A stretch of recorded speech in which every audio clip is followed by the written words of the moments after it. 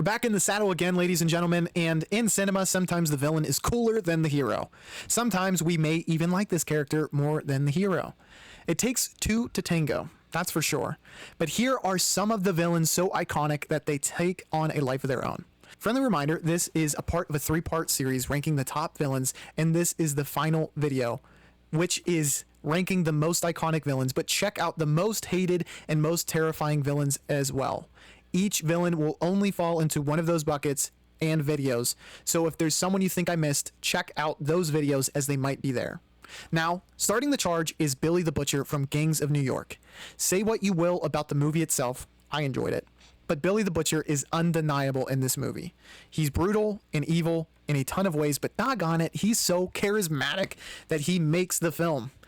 DDL is a legend, even if you cut his filmography in half, but this role is one that will live on for eternity in my mind. After Billy the Butcher, we have J.K. Simmons as Fletcher from Whiplash. Fletcher is like the nightmare coach or boss you should thank your lucky stars you never crossed. Can he make you great? Maybe, but will he almost certainly ruin your life in the process? I think so. This performance is incredibly inspired, and he's a character that stands out to say the least. We can argue if he's a true villain, but as far as him being iconic, I think that is set in stone. One more thing, Eugene, give me that. If I ever find one of these lying around again, I swear to fucking God, I will stop being so polite. Get the fuck out of my sight before I demolish you. My bias is really going to show here, but coming up next is Pinhead from Hellraiser. To me, the look and methodology of this character is so utterly striking and unforgettable. He's an angel to some and demon to others. A man who was looking for eternal pleasure and became a species from another realm that will make others feel eternal pleasure and pain. This is the dark fantasy shit that I freaking love. He's also a villain that, when played by Doug Bradley, is treated with reverence and magnitude. To me, he's one of the most iconic horror characters and one that I love. Up next is Thanos from the Marvel Cinematic Universe. He was given gravitas when they made his introductions, right off the bat. He was then shown to be a real threat to our heroes in Infinity War and Endgame, but what makes him iconic in my mind is that he isn't evil for evil's sake. He's doing what he's doing because he believes it must be done to save the universe. That is what made Thanos great and interesting. While he might not take down Thanos one-on-one, we have a special treat for my droogies, that being Alex from A Clockwork Orange next. If you love a bit of the ultraviolence, then Alex is your guy.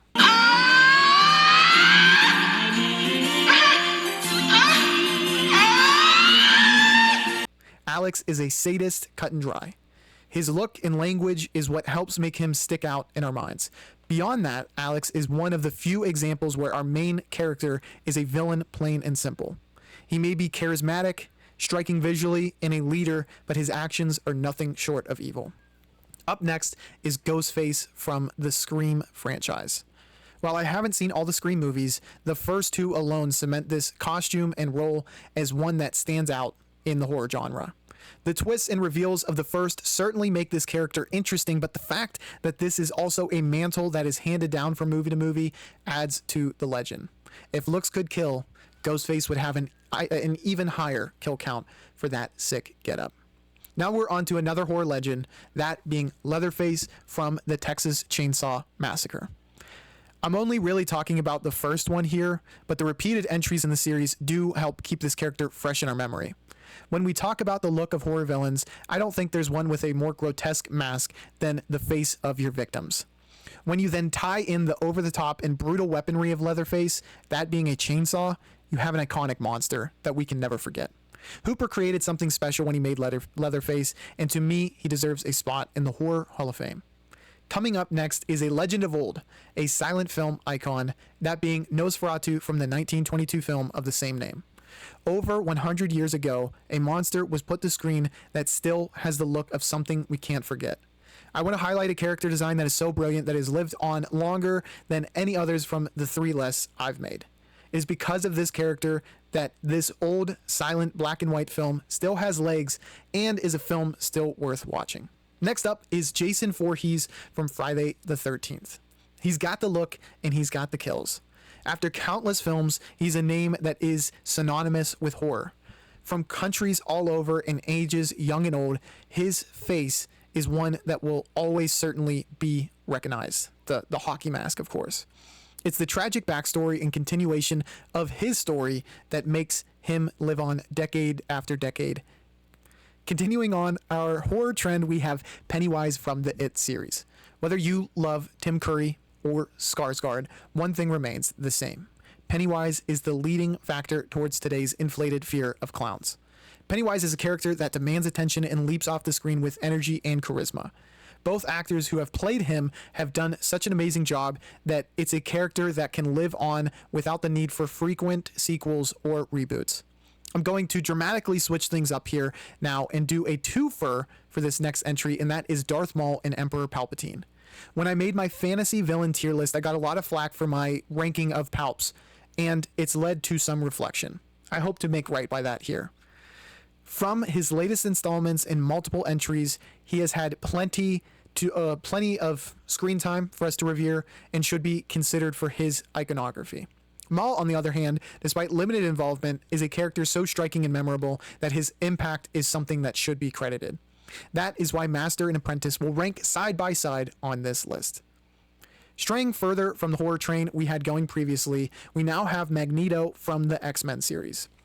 Y'all remember how good X-Men was for a minute? It didn't get the same numbers as some of the Marvel projects, but I loved it, and Magneto was one of the best elements. His tragic past, his look, and above all else, the fact that he wasn't evil but rather trying to look out for the mutants is what makes him amazing. Now we're on to another fantasy movie legend, that being Sauron. Whether it is the brilliant look as the Eye or as the sword-swinging Goliath in human form.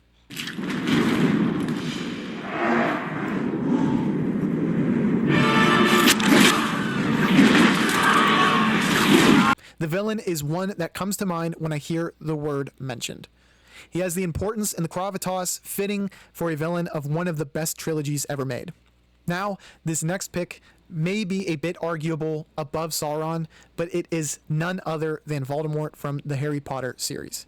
He is mentioned or seen in the 8 films in Harry Potter and has a multitude of moments that stand out, but for me, his official entry in Goblet of Fire is the bee's knees. This is one of my favorite of the series for the games in that moment, but everything about him, Voldemort, from his look and the fear he brings in that world, make him one of the best villains ever. Up next is another controversial decision, but one I feel is right, that being Bela Lugosi's Dracula from the 1931 film of the same name. Oh, yes. Everything is in order, awaiting your signature. It's a role and a character that has withstood the test of time. A look that revolutionized the vampire character by an actor who should be remembered for his impact in horror. I know picking a black and white character isn't a sexy pick, but if not for this character, then the horror villains we now know may not exist as we know them. Sticking with horror again, we have Freddy Krueger from the Nightmare on Elm Street, and this is just a personal preference pick, quite personally. I'm referring to Robert Englund, of course, when I speak of Krueger, and quite frankly, he brings an energy to the horror villain role that has never really been replicated. Beyond that, he was different in that he was a character that didn't wear a mask, and he operated completely different from everyone else in horror. It was a brilliant premise to begin with, but Englund as Freddy is what made this character special and a top 5 iconic villain in my book. Now, the last horror entry at number 4 is Pazuzu from The Exorcist.